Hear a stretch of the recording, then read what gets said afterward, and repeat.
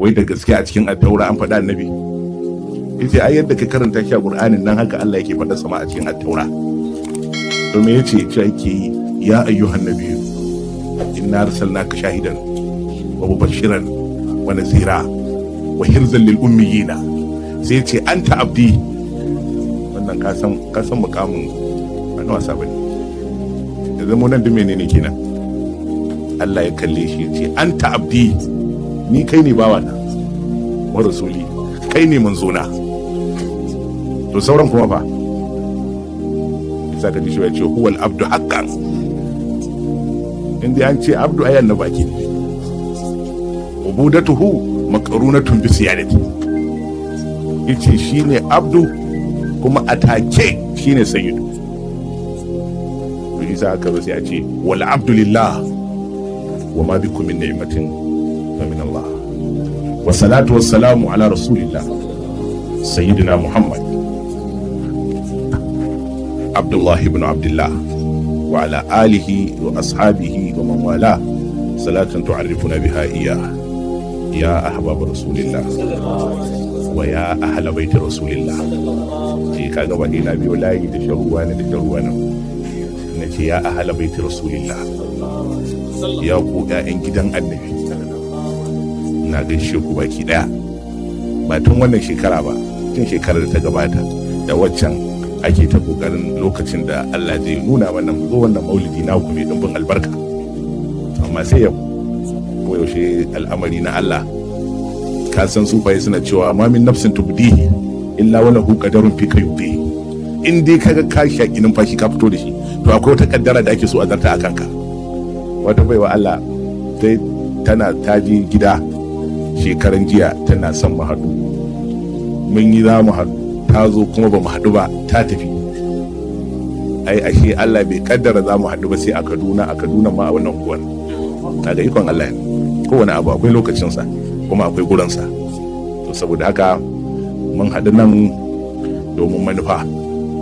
Ko malami ne a makaranta, musamman masu ilimi, masu koyar da 'yan firamare za su sanin abin da zan faɗa yanzu, cewa a lesson plan ɗinka za ka rubuta me yi manufarka ta koyar da wannan darasi. To sai na ga wannan manufar ba inda ta fita ɗabbaku sai a nan. Mun taru nan yanzu gaba ɗaya, ga dare ya shiga sosai, baccin kuma ba a tafi an yi baccin ba. To kuma tsananin so ne na annabi ya sa yanzu ba a tafi an je an kwanta din ba. Ko isa shehu ya ce laqad harrama al-wujudul halala muhallilan haraman wa hal hadha al-qada'u sadid. Yace kaunar kai fa ya rasulullah hatta kai jallin da abin da yake halal ne yau ta zo ta sa ya koma haram a gurina, abin da yake kuma haram ne ta sa ya koma halal a gurina. To kaza sai wanda ya ce to gashi nan ya so mu sun so mu irin aikin nasu.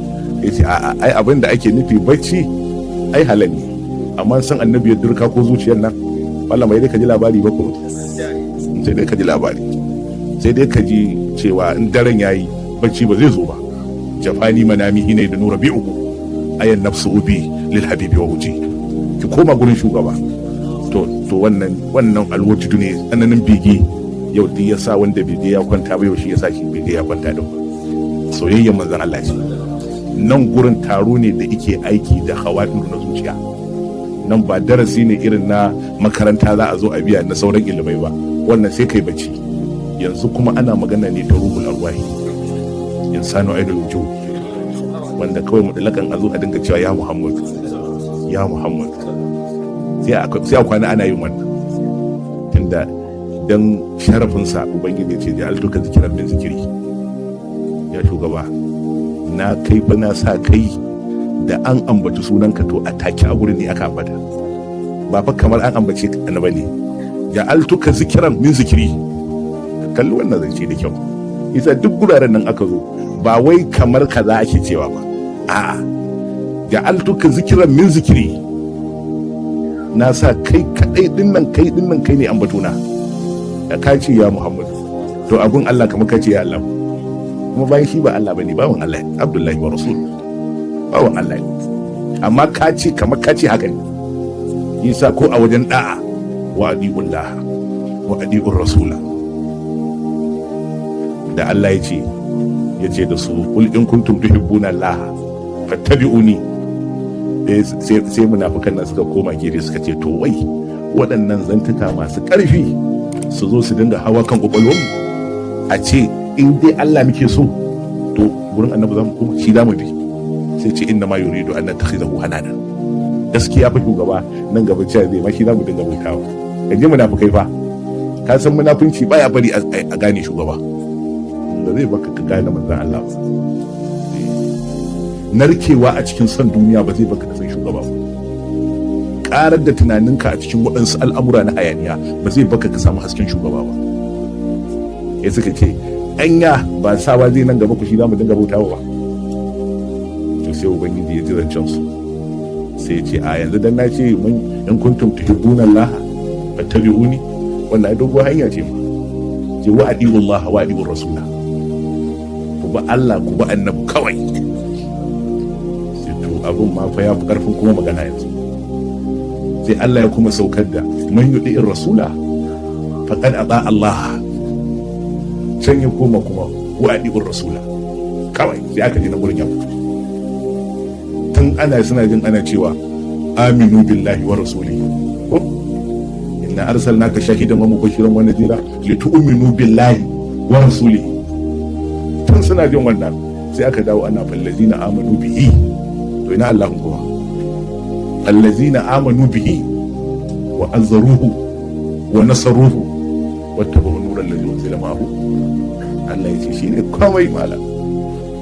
ni magana ba wata magana wai a ce wai kaza za a ce a wata biyu. ni na san yadda na shirya shi, ina ba ku shawara ku bi shi da kyau. saboda haka manufar da ta zaunar da mu a nan manufa ce ta soyayya.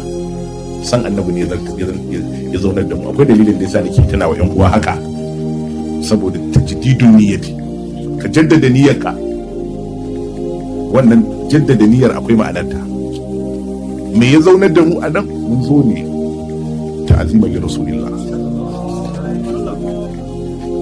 kuma babu abin da muke nufi da wannan zama sai Allah. muna nufin Allah ne anan, ba abin da muke nufi bai ga wannan.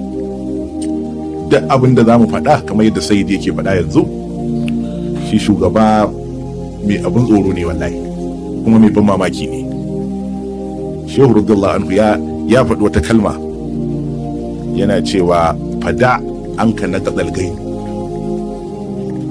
falgainu zahirun fana kaɗuka ainihin aini abdalakal gaina. ka rabu da ɗigon an baki, karka yi wa an baki ɗigo. kaji wani zaurance, idan kai wa an baki ɗigo sai ya koma mai kuma sai ya koma gainun. a ilimin sufaye al'ainu wal gainu kishiyoyin juna ne,